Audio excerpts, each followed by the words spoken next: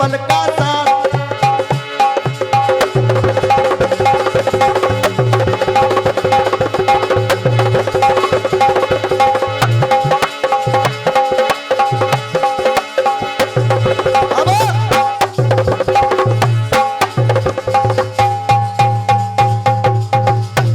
अब लड़ाना किसे कहते हैं देखना।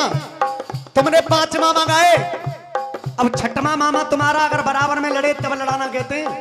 अब तुमने गाए थे मामा भांजी, अब मैं जो कहती हूँ मैं तो भांजी और माई गाऊंगा, ये लड़ाना नहीं है।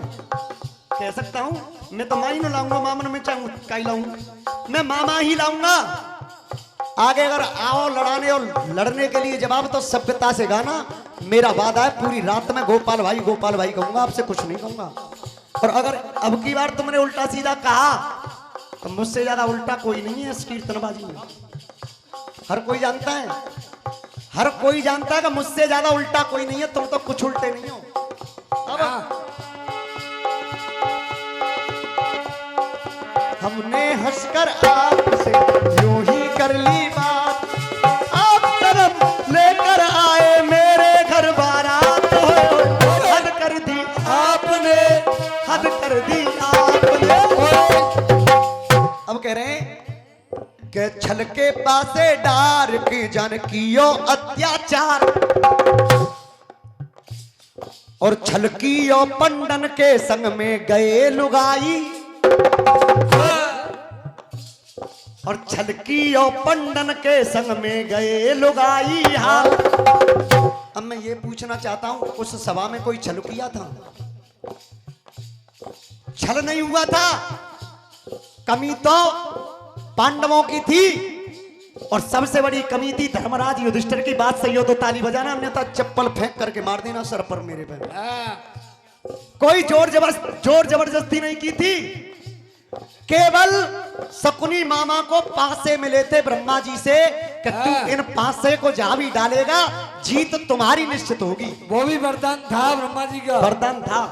और जब वरदान पाए हुए थे वही पासे उसमें डाले गए, और जो भी मामा शकुनी और दुर्योधन बोलते थे वही आता था। सही बात है चाचा जी। अब वहां छलका गए हो। अरे कमी तो पांडवन करी, तुमन करी कमी। पांडव ने छल गोपाल भैया बुद्धि में चोरी है ना।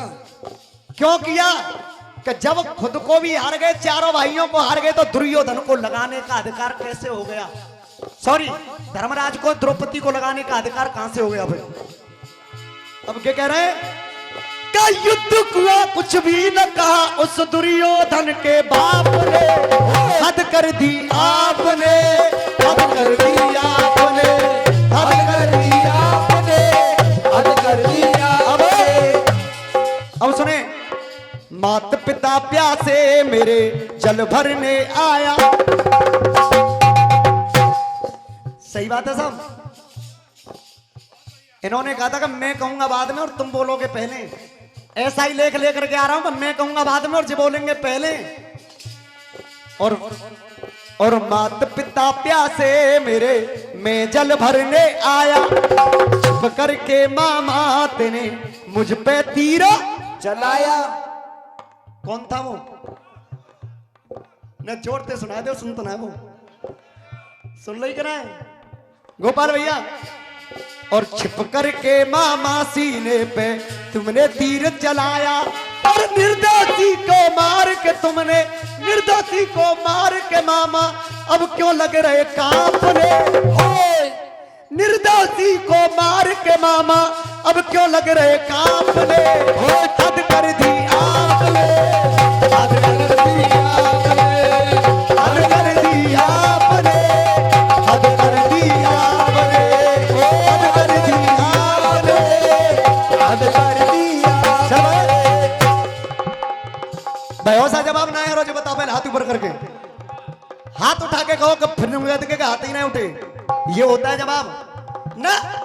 उल्टो ना चढ़ावे ना आंगन टेढ़ो। राम नाम सा बैंगन लायो,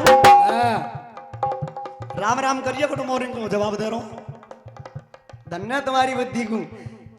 कछु ना तो वैसे को लहंगा है, होटल रचा रहे तो बिंदी लगा रहे तो है, काले भैया बार अगार बैठ जाता नेक मार दे तो ऐसे ही जाता। और कुछ नहीं है तुम्हारे पास। चैलेंज के साथ कह रहा हूं, इस जवाबी को भी छोड़ दो। घंटे नहीं, 2 घंटे नहीं, 3 घंटे बैठ करके मेरा और तुम्हारा जवाब ही बैठ करके होगा। अगर एक भी बात का जवाब दे जाओ तुम। हाँ कोई बात नहीं बच्चे। मुझे डर पता है कोई तू शेर है पावर कुत्ता है सो तो डर पता है। अब सुने दूसरा जवाब। और शिक्षा देने मामा ने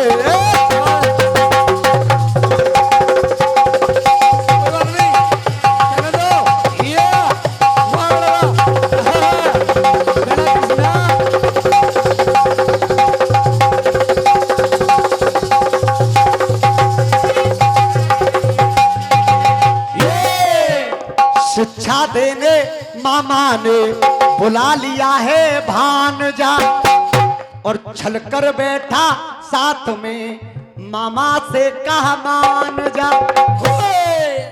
अंश के भांजे का नाम था तरणवेंद्र धर्मीर चाचा जी। अंश एक संत हुए थे, अंश उनके भांजे का नाम था तरणवेंद्र। हाँ उसे अपने पास में बुला लिया, लेकिन तरणवेंद्र के मन में आ गया पाप और आज मामा अंश का वध करके पूरा आश्रम अपने कवाजे में कर लिया। तो वही कहानी है मेरी। और छलकर बैठा साथ में मामा ने कहा मान जा। अंश चला त्रिवेंद्र ने तो कोई लगे धरण पे ताप ने